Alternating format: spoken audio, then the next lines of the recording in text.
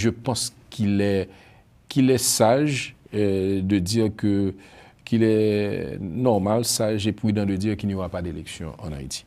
Donc ça veut dire que nous allons peut-être passer à une transition beaucoup plus longue et le parti politique que je dirige jouera sa part parce qu'elle va appeler à une grande conférence nationale des forces politiques, des forces de la société civile, des forces vives du pays pour qu'on puisse trouver une autre formule de gouvernance qui inspire plus confiance et qui va s'assurer à rétablir la sécurité pour aller aux élections. Car nous faisons partie de celles et ceux qui pensons que ce sont les élections qui vont nous donner la sécurité, mais que ce n'est pas la sécurité qui va nous donner les élections, parce que malheureusement, si on attend des conditions sécuritaires idéales, peut-être qu'on n'ira jamais aux élections. Or, Haïti aujourd'hui, Mme Mvemba, a besoin d'autorités légitimes.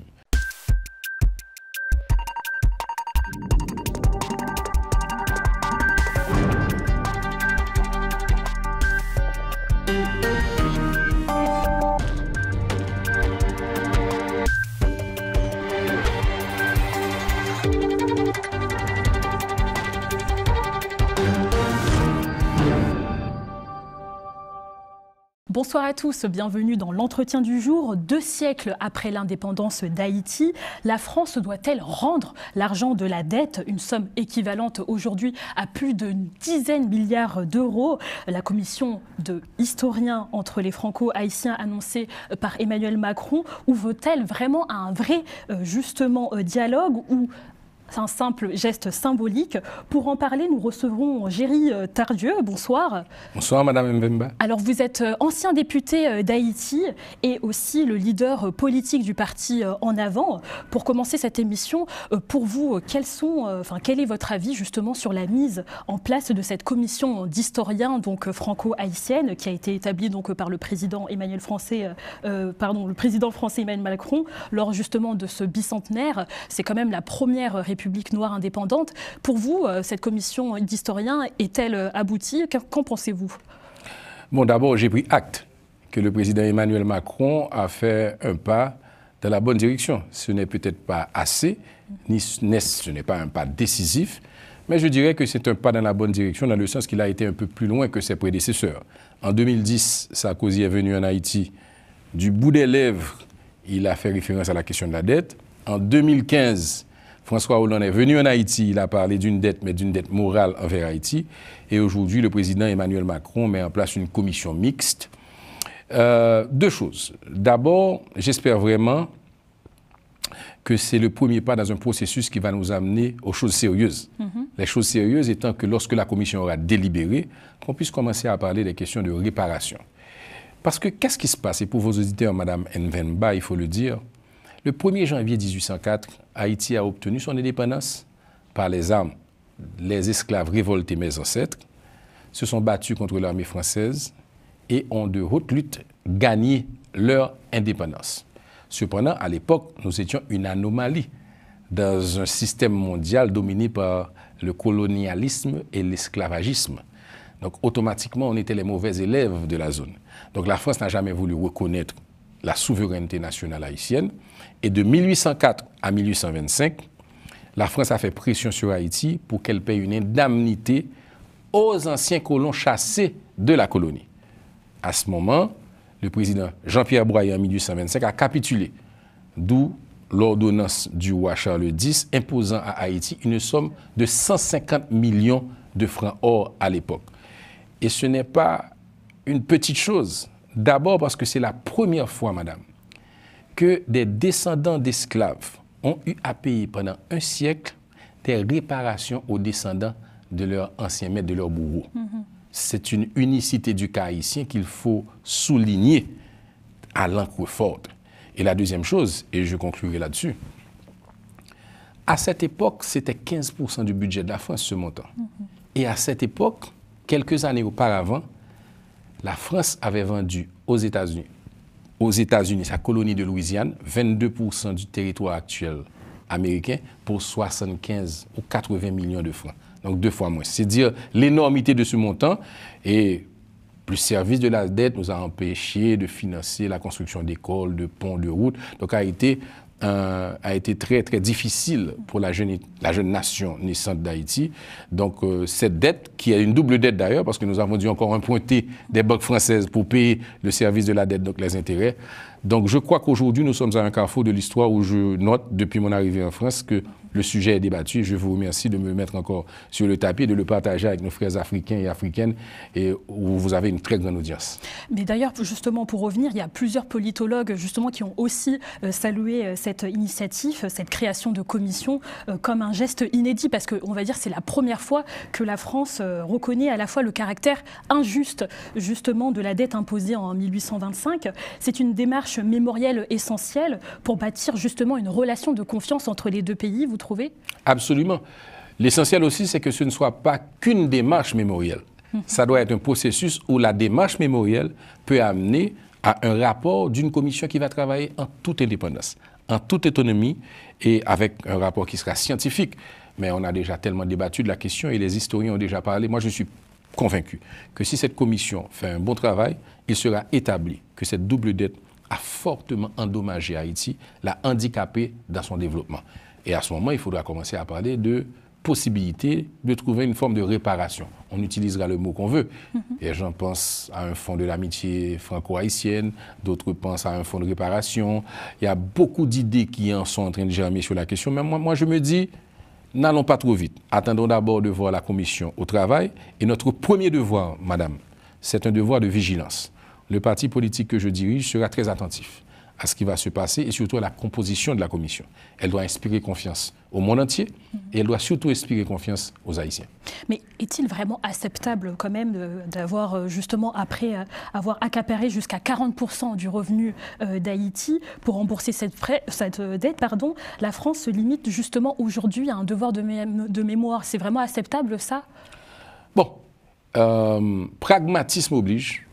Il faut reconnaître que c'est un processus qui doit commencer à un point A pour se terminer à un point B, C, D. Ce que je regrette, c'est que Emmanuel Macron n'ait pas pris cette initiative il y a de cela 2 ans. À ce moment, la commission aurait siégé, aurait délibéré, rendu son rapport et peut-être que ce 17 avril 2025, qui marque le 200e anniversaire donc de l'ordonnance de Charles X imposant cette indemnité à Haïti, ça aurait été un moment exceptionnel où la France, dans un élan de dignité, dans une quête de soulagement moral, c'est quand même le pays de la Déclaration des droits de l'homme qui doit aujourd'hui regarder en face l'immoralité de cette tranche d'histoire qui a fait beaucoup de mal à Haïti. Soit dit en passant, tous les maux d'Haïti ne viennent pas de ce problème-là. Il y a quand même eu pendant 2 siècles d'existence chez nous autres Haïtiens, malheureusement, une succession de leaders, une succession de dirigeants qui n'ont peut-être pas pris à cœur la hauteur de la tâche qui leur était impartie, c'était de faire d'Haïti un grand pays. Un grand pays parce que c'est un petit pays par la taille, mais c'est un grand pays par son histoire. Et pourtant, lors de ce bicentenaire, tout a été évoqué. Justement, le président a vraiment mis en avant cette mémoire-là. Mais selon vous, pourquoi la France a-t-elle encore du mal un peu à assumer sa responsabilité au niveau financier? Bon, je suppose qu'il y a beaucoup de réponses à cette question. D'abord, je pense qu'il y a une certaine peur que si on soldait ce problème haïtien, il y ait ce que je dirais une sorte de... qu'on ouvrirait une boîte de Pandore. À cela, je dis attention, le cas d'Haïti est unique. Je l'ai dit tout à l'heure. Cette indemnité a été payée à des anciens propriétaires d'esclaves, donc en compensation aux anciens colons. Et il n'y a aucun pays où colonisé par la France, qui peut se prévaloir ou alors qui peut faire valoir, on va dire les choses telles qu'elles sont, une telle iniquité, une telle injustice. Donc le cas ici est unique, donc il doit être considéré de façon unique. Il est exceptionnel, donc il faut une solution exceptionnelle. Maintenant, la deuxième chose, c'est qu'en quelque part, nous avons entendu le président, pas le président, le Premier ministre François Bayrou parler d'un État en faillite. Nous avons entendu François Fillon, il y a de ça déjà plusieurs années, dire la même chose. C'est qu'en quelque part, les finances publiques françaises seront toujours un prétexte pour que la France, notamment à travers les oppositions qui seront en face des gouvernements qui ont la possibilité de faire avancer les choses, de faire valoir qu'il n'y a pas les moyens. Cependant, je pense très sincèrement que des moyens, quand on veut les trouver, on les trouve.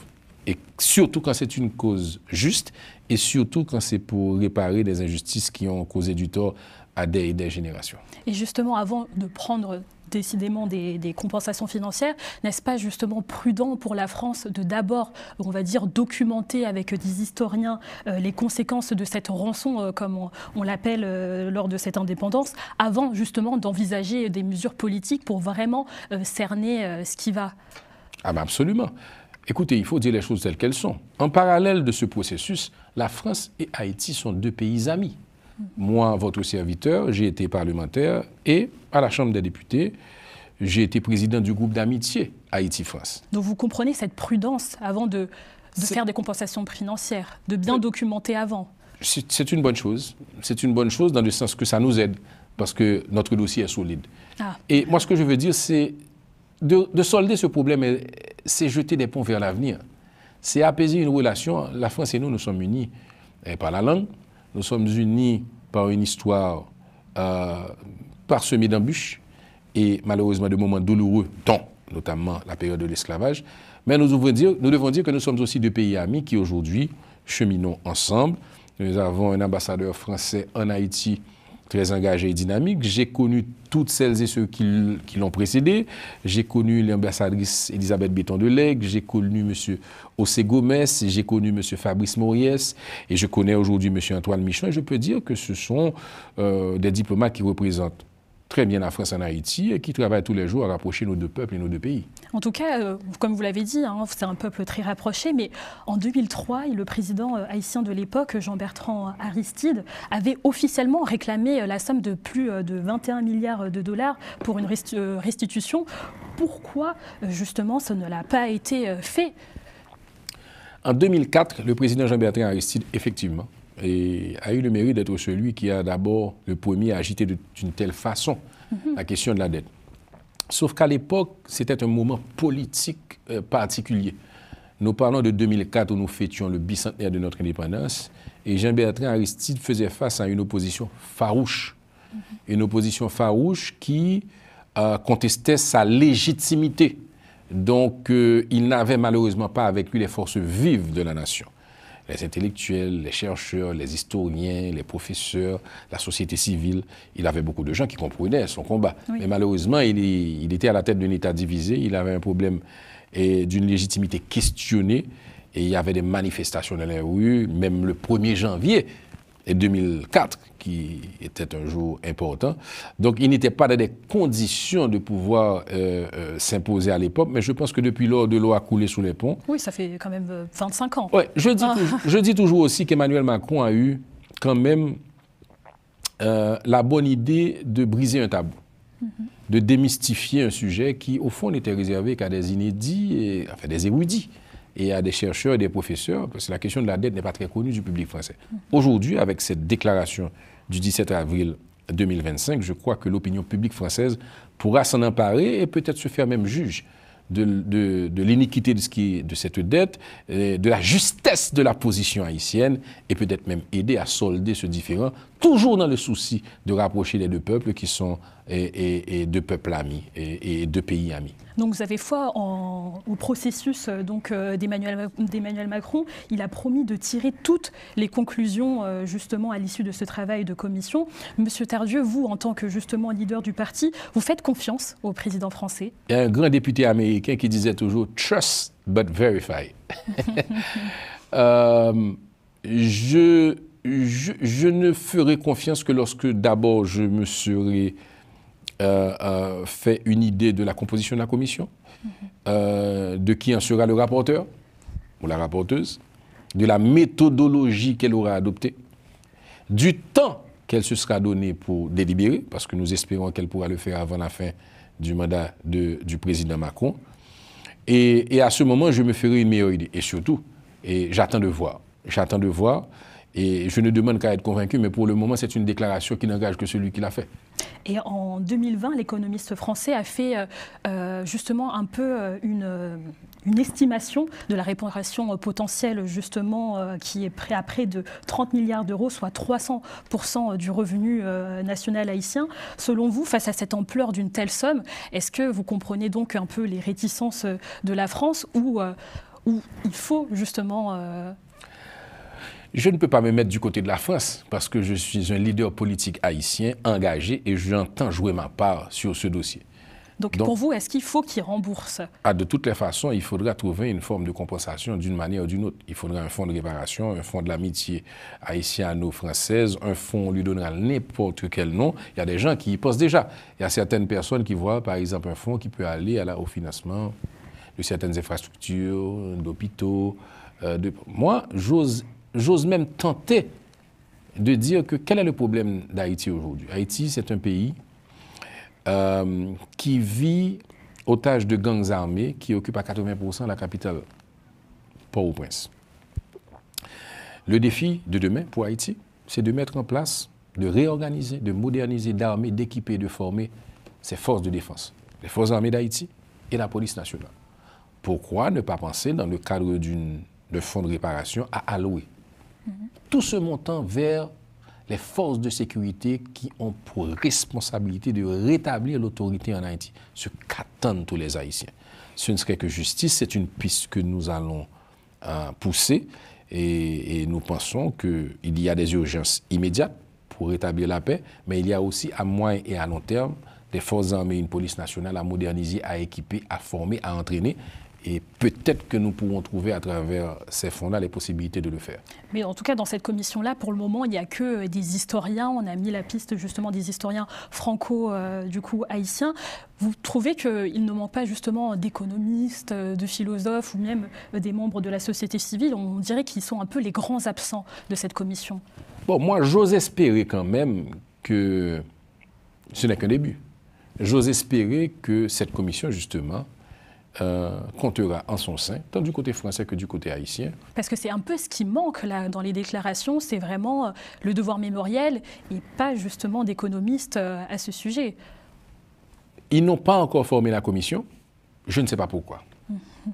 Peut-être que ce n'est pas une mauvaise chose, parce que peut-être qu'il faut prendre le temps qu'il faut pour faire les choses comme il faut. Peut-être qu'il faudra prendre un temps pour s'assurer que les personnalités qui vont intégrer cette commission soient des personnalités qui peuvent inspirer confiance. Donc de ce point de vue-là, moi je crois que je ne me soucie pas tant du fait qu'il n'y ait que 2 coprésidences connues aujourd'hui. Oui. Du côté haïtien, je peux dire que Mme Augusti Clara Gaillard, qui est la fille d'un grand historien d'ailleurs, mais son mérite n'est pas d'être la fille d'un grand historien, c'est d'être elle-même quelqu'un qui a fait ses preuves, respecté, aussi historienne, qui a fait des recherches, qui connaît le dossier. Je ne connais pas le professeur et l'historien français nommé par le président Emmanuel Macron.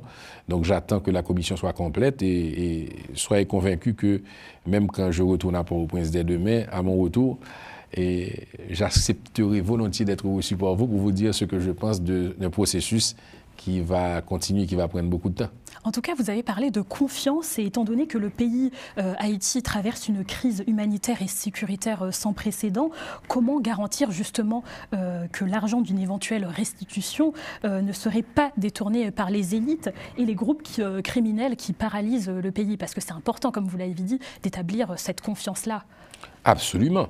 Si nous sommes d'accord sur le principe que ce n'est pas une aumône ou de la charité qu'on nous fait, et que quelque part, nous autres Haïtiens devons éventuellement décider nous-mêmes de l'utilisation de ces fonds-là, il ne faut pas aussi oublier qu'il y a une responsabilité, probablement de la part de la France, de s'assurer que ce montant-là, si un jour il le fait décaisser, aille vers ce à quoi il est destiné. Ça va de soi. Maintenant, ça nous met à la question de la légitimité des autorités qui auront à gérer ce dossier.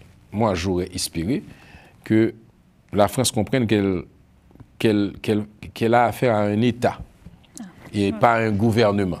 Donc au-delà peut-être des gouvernements, et il faudra traiter avec l'État haïtien et poser la question de la légitimité et de la crédibilité des gouvernements qui auront à être en responsabilité au moment où concrètement il y aurait probablement, espérons-le, des réparations faites à Haïti par rapport à cette injustice qui est aujourd'hui biséculaire. Le comité national haïtien de restitution et de réparation, le CNHRR, propose de collaborer avec la Banque de la République d'Haïti pour justement structurer ce fonds restitué. Vous trouvez que c'est une bonne solution ? Bon, c'est une solution comme une autre qui a le mérite d'exister et d'être posée. Parce qu'aujourd'hui, nous en sommes à une phase où les constats vont être faits et des propositions vont être faites. Je pense que cette commission a fait une proposition, il y en a d'autres. Et il va falloir les regarder, les mettre en opposition et puis pouvoir décider collectivement de laquelle aura... Oui, parce que ça fait un peu peur, hein, parce qu'au vu des expériences passées, la Cour des comptes n'a pas pu contrôler justement, elle a seulement pu contrôler 10% des projets financés justement par le fonds Préto-Caribe. La population, elle peut vraiment même avoir confiance en ses propres banques pour justement une bonne utilisation et surtout une bonne transparence. Absolument. Un dossier d'une telle ampleur nécessite qu'il soit exécuté avec une transparence rigoureuse. Donc c'est évident. Et en Haïti, nous avons un énorme problème de corruption. Il faut dire les choses telles qu'elles sont. Aujourd'hui, Haïti est probablement un État failli de par le fait aussi que ces successions de dirigeants n'ont pas été à la hauteur, notamment au niveau moral, au niveau de leur sens de responsabilité du bien public, au niveau de la responsabilité de celles et ceux qui ont en charge la gestion des biens et des deniers de l'État. Donc, pour Haïti, de façon particulière, il faudra des garde-fous pour s'assurer que tout ça se passe bien. Monsieur Tardieu, on arrive bientôt vers la fin de l'émission. Le 15 novembre, la transition politique actuelle prévoit des élections générales et un redressement de l'administration publique. Vous, en tant que chef du parti politique En Avant, comment vous comptez justement intégrer cette question de la dette coloniale dans le programme de reconstruction institutionnelle ? Moi, je pense qu'il ne faut pas mélanger les choses. Il y a deux processus en cours. Il y a ce processus au niveau de la question de la double dette qui fait son cours, mais qui n'a rien à voir avec le processus politique de transition que nous vivons aujourd'hui. En Haïti, depuis l'horrible assassinat du président Jovenel Moïse en 2020, nous vivons une situation de terreur, nous vivons une situation de débâcle économique, nous vivons une situation où nous sommes sortis de la Constitution. Et le pays aujourd'hui est dirigé par un conseil présidentiel de 9 membres qui détient les prérogatives présidentielles et d'un premier ministre qui dirige un gouvernement. Ils ont été nommés à la suite d'un accord dit du 3 avril, qui est un accord politique qui leur donne la légitimité politique, avec 3 objectifs. Rétablir la sécurité, faire la révision constitutionnelle et organiser les élections. Sur ces 3 chantiers, madame, malheureusement, le Conseil présidentiel et les autorités en place n'ont pas réussi à avancer. Cela veut dire que la date que vous dites là, donc fin novembre 2025, je pense qu'il est sage de dire qu'il est normal, sage et prudent de dire qu'il n'y aura pas d'élection en Haïti. Donc ça veut dire que nous allons peut-être passer à une transition beaucoup plus longue et le parti politique que je dirige jouera sa part parce qu'elle va appeler à une grande conférence nationale des forces politiques, des forces de la société civile, des forces vives du pays pour qu'on puisse trouver une autre formule de gouvernance qui inspire plus confiance et qui va s'assurer à rétablir la sécurité pour aller aux élections. Car nous faisons partie de celles et ceux qui pensons que ce sont les élections qui vont nous donner la sécurité, mais que ce n'est pas la sécurité qui va nous donner les élections, parce que malheureusement, si on attend des conditions sécuritaires idéales, peut-être qu'on n'ira jamais aux élections. Or, Haïti, aujourd'hui, Mme Mvemba a besoin d'autorités légitimes, de leaders sortis des urnes et qui peuvent porter, les réformes dont Haïti a besoin pour sortir de l'ornière, pour sortir de la pauvreté et puis retrouver sa vocation, celle que nous avaient dicté nos ancêtres en 1804, une vocation de grandeur dans la Caraïbe. Nous sommes l'Afrique dans la Caraïbe. Et est-ce que vous comptez justement mobiliser la jeunesse et bien même la diaspora en France, qui représente plus de 3 millions d'Haïtiens et qui envoie chaque année, il faut le dire, 4 milliards de dollars de transferts pour faire justement une sorte de pression pour obtenir en soi là pour justement la commission, en soi obtenir des avancées concrètes sur la restitution, mais plus loin encore pour la politique justement haïtienne qui est malheureusement chaotique. Madame Mvemba, vous vous avez à l'intérieur de votre question les éléments de réponse déjà. Et je vous félicite parce que je vois que vous connaissez vos dossiers, car effectivement, 4 milliards de dollars, c'est les transferts de fonds envoyés par la diaspora haïtienne en Haïti. C'est pour ça qu'on dit qu'Haïti a une économie de transfert. Pour vous donner un ordre de comparaison, le budget national est de 3 milliards de dollars, à peu près. Et les transferts sont de 4 milliards, d'où l'importance. Il y a une diaspora haïtienne qui constitue la richesse de notre pays. Pourquoi? Parce que c'est dans la diaspora que nous trouvons ce gisement de ressources, d'expériences, de compétences, de capacités qui peuvent aider Haïti, à l'avenir. Donc, oui, et le parti politique en avant, d'ailleurs, assume ouvertement un parti pris pour les femmes, la jeunesse et la diaspora. Les femmes parce que nous croyons la capacité de la femme haïtienne, la jeunesse parce qu'elle est majoritaire démographiquement, et puis bien entendu la diaspora parce que nous comptons sur cette diaspora pour jouer son rôle. Son rôle, c'est de faire pression dans un dossier comme celui de la dette. Son rôle, c'est de financer les activités en Haïti comme elle le fait avec courage. Mais aussi son rôle, c'est de voter aux prochaines élections et à toutes les élections. S'il y en a, quand même. S'il y en a, bien entendu. Dernière question, Monsieur Tardieu, avec la mise en place donc, du Conseil présidentiel de transition et la nomination prochaine d'un nouveau Premier ministre, votre parti en avant peut-il peser dans les négociations nationales et internationales? Nous allons faire comme nous l'avons toujours fait. Nous allons être sur la table de discussion, nous allons porter une parole haïtienne et nous allons toujours mettre Haïti au cœur des débats. Oui, nous serons présents. Nous étions toujours présents. Nous avons choisi de ne pas intégrer le Conseil présidentiel ni le gouvernement. Nous aurions pu le faire. Simplement parce que nous estimions et nous estimons toujours que les partis politiques feraient mieux d'être en dehors de la transition, à se préparer pour aller aux élections et de laisser la transition entre les mains de gestionnaires, des techniciens et de la société civile ou des secteurs apolitiques. Si ça se trouve qu'on peut considérer que des secteurs des personnalités ne soient pas politiques. Mais celles et ceux qui ont fait le choix de s'engager aussi, on ne les critique pas, mais on sera sur cette table et pendant la fin de l'année et dans les jours qui viennent, les semaines qui viennent, nous allons être présents pour faire pression dans le sens de prendre les bonnes dispositions et les bonnes décisions pour Haïti. Merci beaucoup, Géry Tardieu, ancien député d'Haïti et leader du parti En Avant. Merci Madame Mvemba, c'est un plaisir d'être présent dans vos studios et j'espère qu'à travers vous, je vais toucher beaucoup de nos frères et sœurs africains et africaines et un public en Europe et en France. Je suis de passage, un passage très court, mais ça a été un plaisir, un grand honneur de participer à cette émission. Merci beaucoup. Merci à vous, très chers téléspectateurs. C'est la fin de l'entretien du jour. On se retrouve prochainement sur Global Africa Télé Sud.